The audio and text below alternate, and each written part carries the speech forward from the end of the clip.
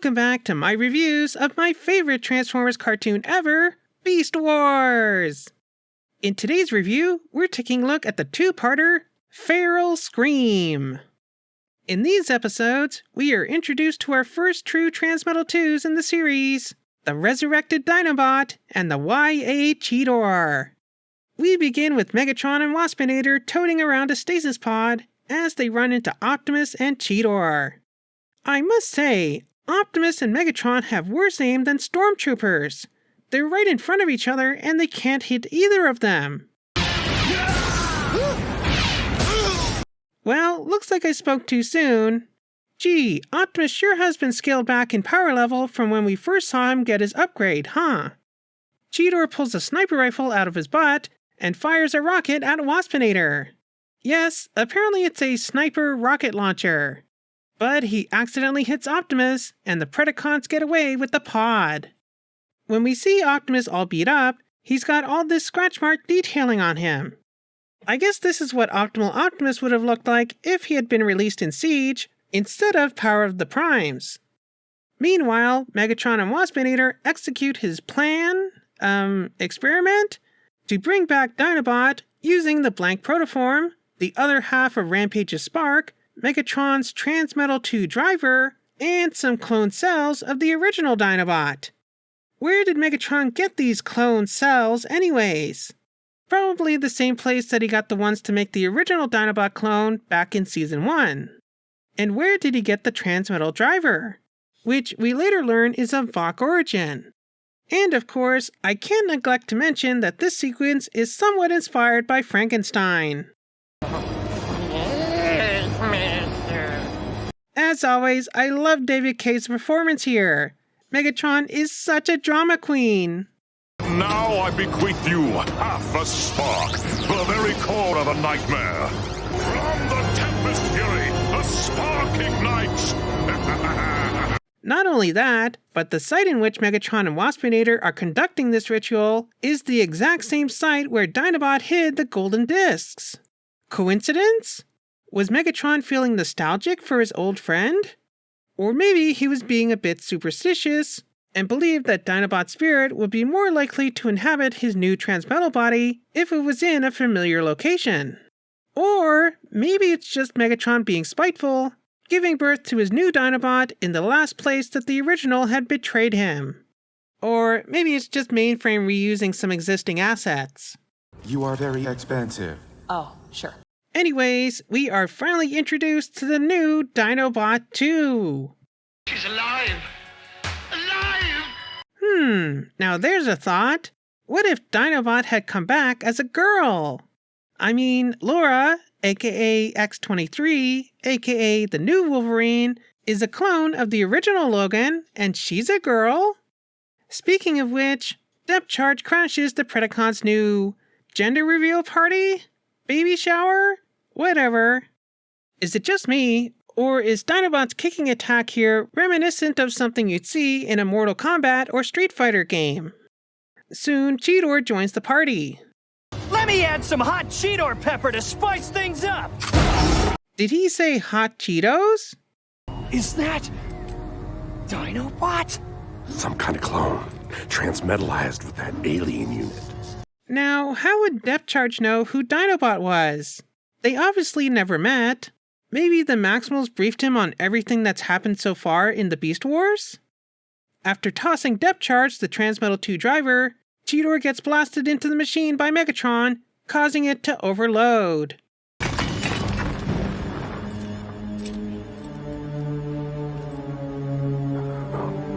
Cheetor.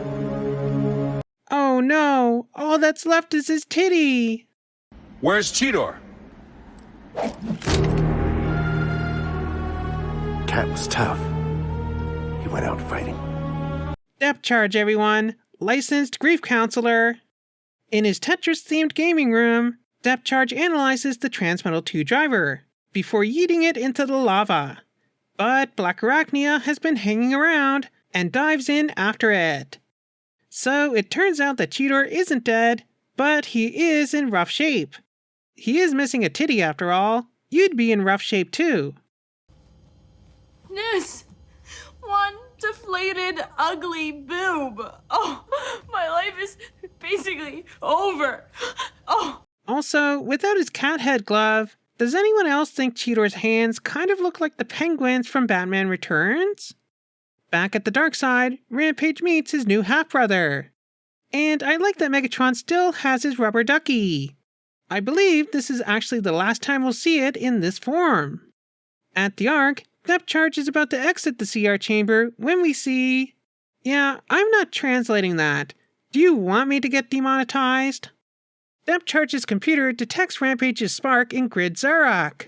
This is obviously an homage and reference to Scorponok's headmaster from G1. Also, I like that Depth Charge is now calling Rampage by his new name, and not his dead name.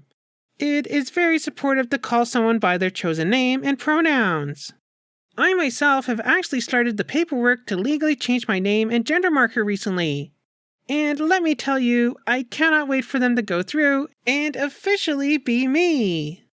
Anyways, Depth Charge goes on the hunt for Rampage, when he is taken by surprise by Dinobot.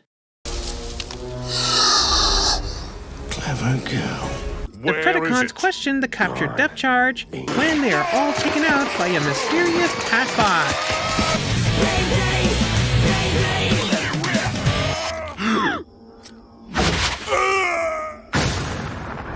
What was that thing? Gee, I wonder who it could be.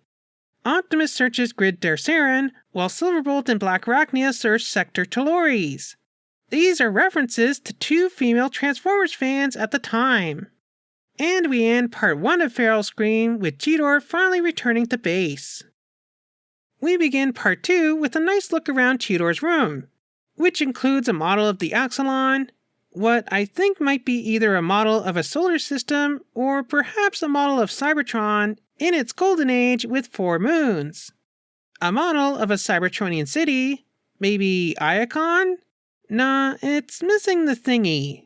You know, next to the place where they have those really great Energon treats. A trophy with a Predacon symbol on the base. A photo of him and Optimus in their Season 1 bodies. A photo of Black Arachnia.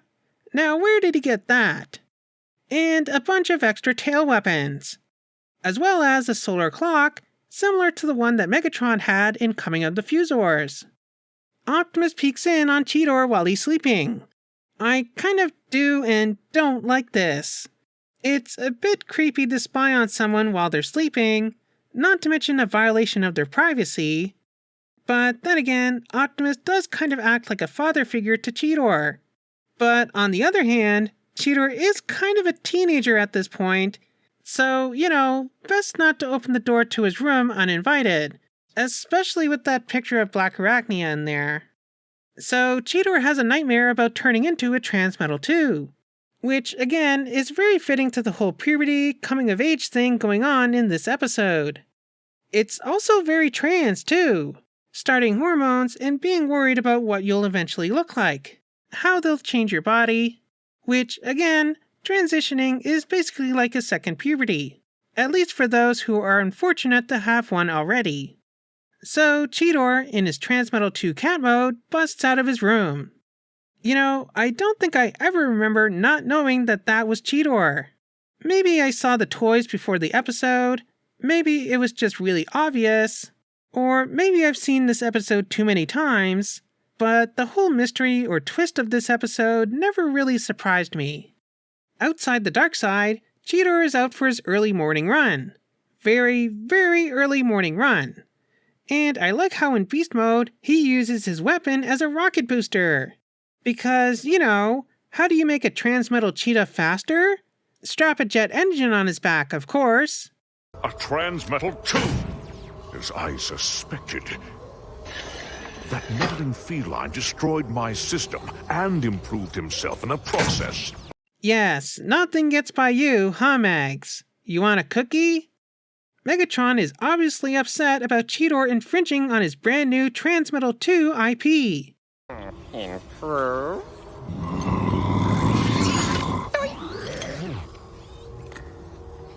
I kind of agree with Waspinator here. I mean, Cheetor did lose his flight mode. Elsewhere, Cheetor paces around in his Transmetal 2 cat body before trying to transform back to his robot mode. Am transformed. When he wakes up, he's back in his Transmetal 1 body, fully repaired. This is the first instance of us seeing the Transmetal 2s having some kind of supernatural ability. I guess for what they trade off in the aesthetics and modes departments, they gain in mutant-like abilities. And I guess Cheetor has kind of a Wolverine-like regeneration ability, but only sometimes? Maybe it's like regaining your hit points after a long rest in a D&D game. Sorry, I've been watching a lot of Critical Role lately. I find it interesting that Silverbolt is still threatened by Cheetor. Apparently he's still worried about him trying to steal his girlfriend. But I wouldn't worry too much. Black Arachnia isn't the type of girl to betray... Oh, wait. Never mind. Optimus gets upset at depth charge. Listen, Hardhead. Hardhead? But he's a G1 bot. Yeah, okay, it's a bad joke. But seriously, Optimus is being a very concerned dad bot here. I'm sorry. I didn't know that was what he'd become. So Depth Charge seems to know the twist here. Optimus suspects it, but everyone else is relatively clueless.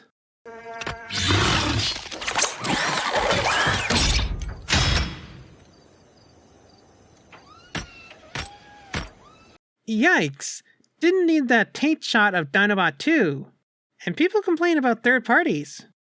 Back home, Cheetor lies to Big Bot about being out late on a school night. Cheetor, where have you been?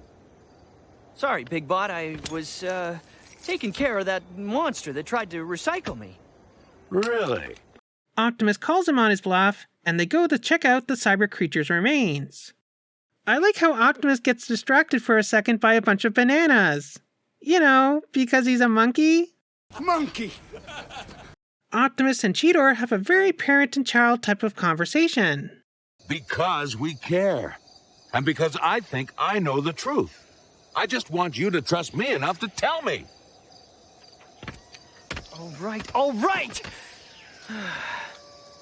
It's like this.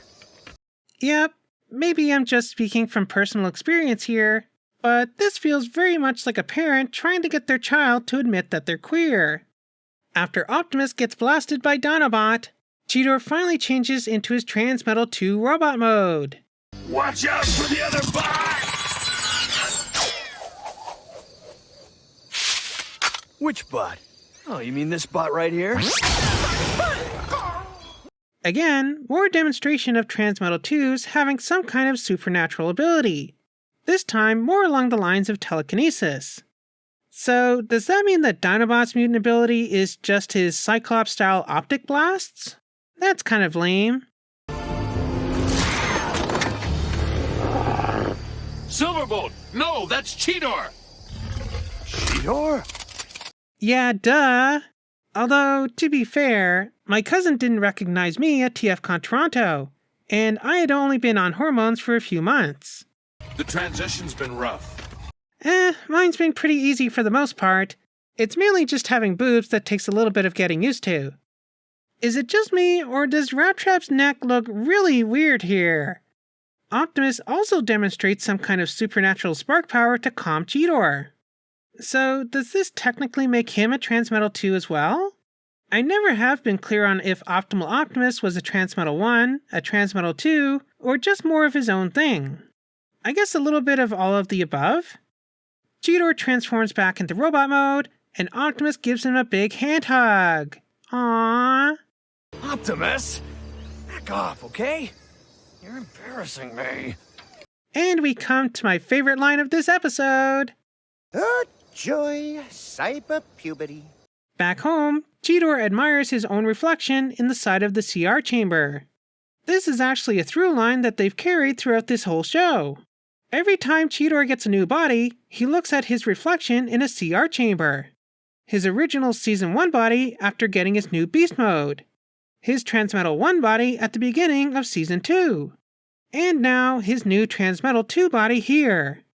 I never knew CR chambers were so reflective. And we end this episode with Black Arachnia also checking out Cheetor's new bod, foreshadowing her own makeover a few episodes from now. Well, this was a great couple episodes of Beast Wars. I'm glad to see that Dinobot is back, kind of. He was always one of my favorite characters. And I think it's really interesting that he has returned as a loyal Predacon. I really wish we could have seen the Maximals deal with how they now have to fight their former friend, or at least a clone of him. If only they produced that lost episode, Dark Glass. But we'll talk about that more later on. Cheetor's Transmetal 2 upgrade is pretty cool. I kind of like that he's now a saber-toothed cheetah, and he's a bit more grown up. Nice to see him slowly mature over the course of this series and the next. Again, what have I not said about Cheetor's transition from Transmetal 1 to 2? It felt very much like puberty, while also being a bit queer and trans at times. Being afraid of how you'll look, coming out to your parents, all that stuff. Seriously, if I were ever to do a list of the most LGBTQ+ Transformers episodes, this would definitely have to be on it. And of course, it had its obvious horror aspects to it. Between the Frankenstein homage to the pure body horror dysmorphia, it's very appropriate for this spooky season. Well, what about you? What did you think of this episode of Beast Wars? Let me know down in the comments. Remember to like, subscribe, and do all that other fun stuff. And I'll see you here next time for the episode Proving Grounds. So I'll see you back here next time for that.